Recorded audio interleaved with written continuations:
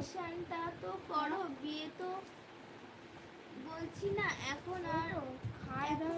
এখন মানে তো কাজ করছি, আমারও বিয়ের বয়স হয়নি। আমি বলছি তুমি আমার হয়ে থাকো রাই, আমি তোমাকে খুব পছন্দ করি। না দেখি কিভাবে তোমাকে হ্যাঁ বলবো, আবার বরিশালে খোলা।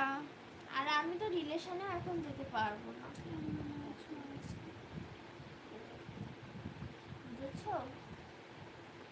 কারিমুল দাদা, হ্যাঁ বলো। রাই, তোমার জন্য অনেক অনেক আশীর্বাদ রইল। আমার কিন্তু আমরা ভালো বন্ধু হতে পারি, কিন্তু একটুকুই বলতে হবে। আশীর্বাদ রইল আমার, তুমি